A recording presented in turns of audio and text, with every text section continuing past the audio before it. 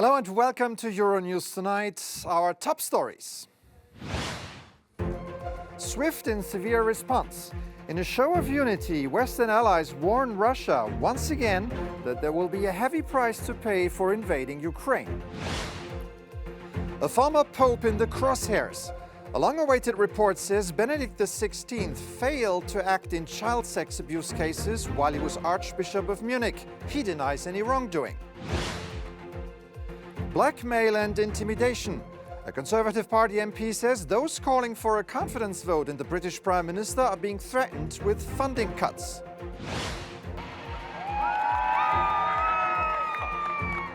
And around the world at the age of 19. British-Belgian teenager Sarah Rutherford becomes the youngest woman to fly solo across 5 continents. Welcome to the program. I'm Stefan Grobe. France, Germany, the UK and the US have held talks in Berlin in an effort to try and agree a joint position if Russia decides to invade Ukraine. US Secretary of State Antony Blinken met his European counterparts before he heads to Vienna on Friday to meet Russia's Foreign Minister Sergei Lavrov. The last 2 weeks have seen several rounds of talks within Europe as worries over the rising number of Russian troops along Ukraine's borders have increased. While the US and Germany have emphasized the importance of continuing talks with Russia, both agree that Moscow's actions will be met with consequences. We urge Russia to take steps to de-escalate the situation. Any further aggression will have decisive consequences. We fight for the continuation of the European peaceful system, which is existential for us. Russia is continuing to escalate its threat toward Ukraine. We've seen that again in just the last few days with increasingly bellicose rhetoric, building up its forces on Ukraine's borders, including now in Belarus. Russia's repeatedly turned away from agreements that have kept the peace across the continent for decades. And it continues to take aim at NATO, a defensive voluntary alliance that protects nearly 1 billion people across Europe and North America, and at the governing principles of international peace and security that we all have a stake in defending. Russia says NATO is also raising tensions as Poland, Lithuania and Ukraine all increase troop numbers, something Moscow says it will be compelled to respond to. We share the concerns of Belarusian colleagues and allies that NATO has been beefing up its military presence along the external borders of Belarus. They do not provide any explanations, none whatsoever. It's obvious that these are provocative actions, but they do not feel any need to give any explanations or justification. In this regard, Russia and Belarus are compelled to counteract adequately. This includes combined policing of the airspace, regular joint training, drills, and so on. Let's bring in our reporter Kate Brady in Berlin, the center of frantic diplomacy today. Good evening, Kate. Good to see you. So this was a day of forging a common Western position here before the Blinken-Lavrov talks later this week. Do they have something up their sleeve to defuse the crisis? Well, concretely speaking, the main strategy right now is dialogue, dialogue, dialogue. And we've seen that in the flurry of diplomatic talks that have been going on around Europe this week between NATO allies. And that's something that German Foreign Minister Annalena Baerbock reiterated during Antony Blinken's visit today. She said that the only way out of this crisis is a political one, reiterating again the need for more dialogue. But the allies did also today discuss possible sanctions should there indeed be a Russian invasion of Ukraine. And one of those options could potentially be or involve at least this controversial Nord Stream 2 gas pipeline, that pipeline that runs between Russia and Germany, which is now completed but hasn't yet been signed off on the German side. Now, Germany is reluctant to halt the final approval of the pipeline, saying they would rather not use it as leverage against Russia should there indeed be an escalation escalation at the border to Ukraine. But Antony Blinken, the US Secretary of State, really upped the pressure on Germany today, saying that the pipeline should and could indeed be used as leverage against Russia because there's not yet any gas running through it. So certainly upping the pressure here on Germany, and it would certainly put Berlin in a very tricky corner should there indeed be an escalation on the border, which would most likely, as we've heard from Western allies and NATO allies, would most likely result in some very serious consequences and economic consequences as well for Moscow. And Kate, what are the expectations of the Blinken-Lavrov talks? What are you hearing? Well, the one thing that we do know Blinken will take with him now, at least, is the united support of NATO allies as he meets with Lavrov. But it's still not clear exactly whether or not Moscow really sees anything on the table right now that's really worth talking about. The bottom line is Moscow wants NATO allies to promise that Ukraine will never become a member of the NATO alliance, something that NATO allies have completely rejected, saying that Russia has no say in what military alliances and groups other countries become part of. So it's really unclear as to whether or not there's really any room for manoeuvre right now by discussing other issues as well, whether it's the placement of missiles or where military exercises are held. Of course, we'll have to wait for the result of those talks tomorrow between Blinken and Lavrov, but it's looking extremely unlikely and very difficult right now to see where there's much room for movement on that front. All right, Kate Brady there in Arctic Berlin for us. Thank you very much. France and Germany, the EU's most powerful member states, were involved in today's talks, but the bloc itself has been left out. Let's now head to Brussels and our correspondent Shona Murray. Good evening, Shona. So the bloc will be crucial when it comes to implementing more sanctions against Russia. Do we already know what measures we could look at? No, not at this point, Stefan. We know that the EU just before Christmas was very much aligned when it came to the fact that there would be massive economic consequences against Russia and unfortunately against the Russian people as a result, if there is some sort of invasion of Ukraine. And as you mentioned there, of course, the bloc wasn't represented this week in any way in those diplomatic efforts. But the EU will have to shoulder a huge amount of responsibility if there is an invasion, because as we know, NATO or nobody wants a military confrontation. It'll be down to massive economic sanctions. It'll also be down to the EU to take in any refugees if that's the way things evolve.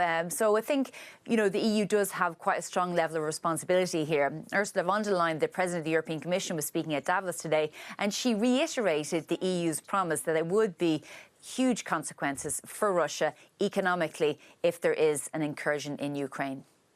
If the situation deteriorates, if there are any further attacks on the territorial integrity of Ukraine, we will respond with massive economic and financial sanctions. The transatlantic community stands firm on this. The European Union is by far Russia's biggest trading partner and by far the largest investor. And yes, this trading relationship is important to us, but it is far more important to Russia. And Shona, Friday obviously a big day for diplomacy. What will Brussels be looking at? Well, I think first and foremost, whether or not diplomacy still has a chance, Stefan. I mean, we saw last week that the really intense diplomatic efforts didn't yield a huge amount of results. So that's key because, as we even heard from Kate there, the implications of an invasion of Ukraine will be huge, whether it comes to European energy, whether it comes to the loss of life. So it's a very serious situation that we're in and very hard to come back from if there is an invasion. Another thing that obviously everybody would be looking for is to whether or not Vladimir Putin knows what he wants to do or what his intentions are over the next few weeks, whether there will be a military incursion or whether we're seeing sabre rattling. We heard from Joe Biden in the White House yesterday. He said that he believes that Vladimir Putin will engage militarily. He even said maybe a small incursion. But as we heard from the president of Ukraine, there's no such thing as a small incursion. So everybody will be watching to see what's potentially going to happen over the next few days and a few weeks, and the outcome really could have huge consequences. Stefan? All right, Shona Murray, our Brussels correspondent there. Thank you very much. The former Pope, Benedict XVI, has been accused of failing to act against 4 priests who were accused of child sexual abuse. The alleged incident happened at the time when he was Archbishop of Munich. He denies the charges. Speaking after the details of a new report into the abuse were revealed, the current Archbishop of Munich in Freising said he's deeply shaken and shocked. My first thought goes out to all those who have suffered harm and violence at the hands of priests and other members of the Church. Priester und andere Mitarbeiter im Raum der Kirche Unheil und Leid erfahren haben. In einem erschreckenden Ausmaß. I'm deeply shaken and shocked. For me personally, the conversations with victims have changed my perception of the Church and are still changing it. Und verändern diese auch weiterhin. The investigation carried out by a German law firm looked at how the Catholic Church handled the abuse allegations, as Jay Marquez reports. Former Pope Benedict XVI has been heavily incriminated in a new report on the handling of child sex abuse allegations in the Catholic Church in Munich when he was the Archbishop Cardinal Ratzinger. The 4 cases came to light when Ratzinger was cardinal in Munich from 1977 to 1982, before becoming the head of Vatican's Congregation for the Doctrine of the Faith. We have come to the conclusion that the then Archbishop Cardinal Ratzinger is to be accused of misconduct in the cases of sexual abuse. The 94-year-old, who resigned as Pope nearly 10 years ago, denies the accusations. In 2018, a church-commissioned report found at least 3,677 people were abused by clergy in Germany between 1946 and 2014. More than half of the victims were 13 or younger, and nearly a third served as altar boys. Jay Marquez, Euronews. UK Prime Minister Boris Johnson's government has been accused of blackmailing opponents by one of its own MPs. William Rack, who also sits on a parliamentary committee, says MPs who have called for a confidence vote in Boris Johnson's leadership have faced intimidation and threats. His comments add to the already heightened speculation over Johnson's future that have been sparked by allegations of lockdown-breaching parties in Downing Street during nationwide COVID restrictions. For more on this, let's go to London now, where our reporter Tyke Enright is waiting for us. Good evening, Tyke. So, today was to be the day of the calm after yesterday's storm of PMQs.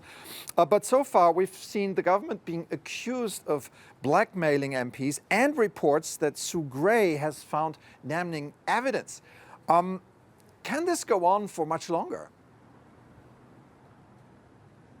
Hi, Stefan. Well, listen, plenty are convinced here that Boris Johnson is on a one-way street out of office, but he is certainly moving slowly and trying his best to cling on. You're right, this was a day which began feeling like Boris Johnson had dodged a bullet. That reported move against him by some of his MPs yesterday didn't actually materialise. But then 2 other MPs fired a new bullet, as you mentioned there, William Bragg, suggesting that he and other rebels within the Conservative Party have been blackmailed into rowing in behind Boris Johnson. And the MP who sensationally quit the party yesterday, on Wednesday I should say, for the Labour Party, also said that he too had been blackmailed in the past, convinced to vote in a particular way, perhaps on unpopular legislation, on the threat that funding for a new school in his constituency would be cut off if he didn't. Now, supporters of the Prime Minister are pointing out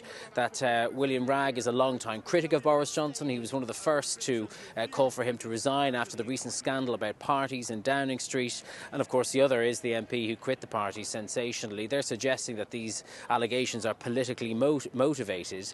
You asked the question, can this go on for much longer? Well, what it feels like now is that many Conservative MPs are giving Boris Johnson the breathing space which he's asked for to allow Sue Gray, that senior civil servant who's investigating all these lockdown parties in Downing Street, the time to complete her report. We don't know exactly when she's going to do that. Could it be next week? Could it be the following week? And indeed, we don't know exactly whether or not she's going to, clear Boris Johnson of responsibility or even go as far as blaming him. But I think if there is still an appetite among his MPs to move against him, the publication of that report will be the most likely time for that to happen.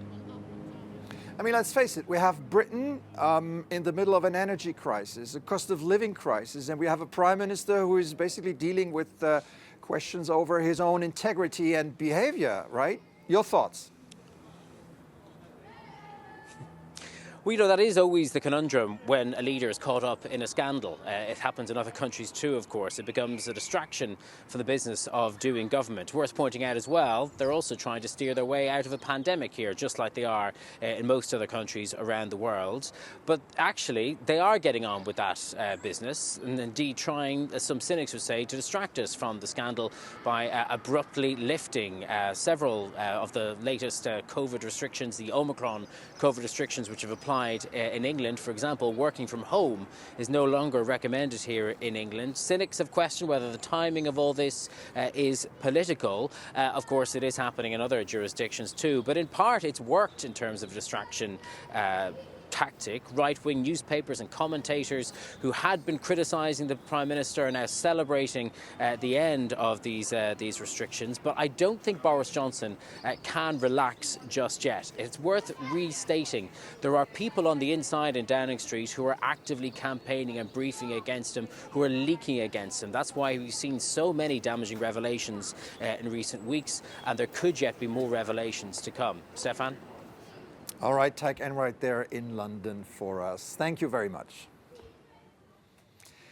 The way Google, Facebook, Amazon and other giant tech platforms influence us could be governed by a European Union digital constitution. The EU hopes that we can have more control with such issues such as targeted adverts. Shandor Siros reports. The European Union is preparing a digital constitution which will govern the influence of giant tech platforms like Google, Facebook, Amazon and others. Meanwhile, lawmakers at the European Parliament are preparing their position on how to enable users have more control over what they are exposed to online. It comes as consumers are increasingly vulnerable to unprecedented levels of data collection and targeted advertisement from internet giants. What is illegal in the real world should be made illegal online as well, MEPs say.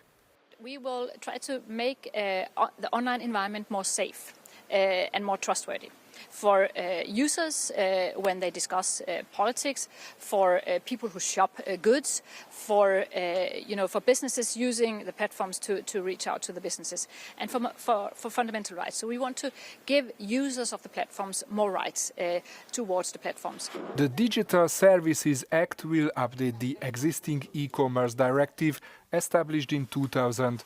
At that time, Facebook didn't even exist. The legislation will give the EU the ability to erase content containing hate speech, disinformation or counterfeit products. Users will also be able to stop personalized, targeted advertisements. But critics say there are sufficient loopholes in the text which could be misused.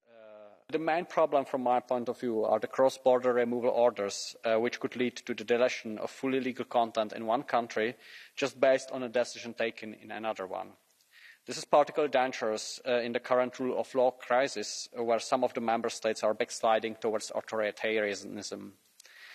Giving the tools to diminish freedom of expression is unacceptable, and it will definitely not help us to create more smooth digital single market. Now the European Parliament has to agree with the European Council on the text before the law will come into force in all 27 states. Sándor Zsíros, Euronews, Brussels. British-Belgian pilot Zara Rutherford has set a world record as the youngest woman to fly solo around the world. The 19-year-old touched down in her small airplane in western Belgium 155 days after she departed. She dedicated her flight to all young women trying to succeed in male-dominated sectors like aviation, but added that she wouldn't be repeating the feat anytime soon. I don't think I'll do this again exactly, but I'm looking forward to still speaking to people about my experiences and try and, just encourage people to do something crazy with their lives. If you have the opportunity, then go for it. It takes a lot of time, a lot of patience, a lot of work, but it is incredible. And it is difficult, but it is very rewarding. Lithuania has voted in favor of a bill that will allow non-native names and letters to appear on passports and ID forms. The law, if signed off by the president, should put an end to years of gridlock over the subject, which remains a delicate one in the country. Katie Dartford reports. The letters Q, X and W do not exist in the Lithuanian alphabet, but the country's parliament has voted to allow the original spelling of non-Lithuanian names in Latin-based characters in personal documents. The bill means Lithuanian citizens can use them under certain conditions, such as if they take their spouse's non-Lithuanian surname or if their ancestors had citizenship of another country. It's a very important move in terms of human rights and even in terms of security policy related to our neighbouring countries. But first of all, it's a question of human dignity.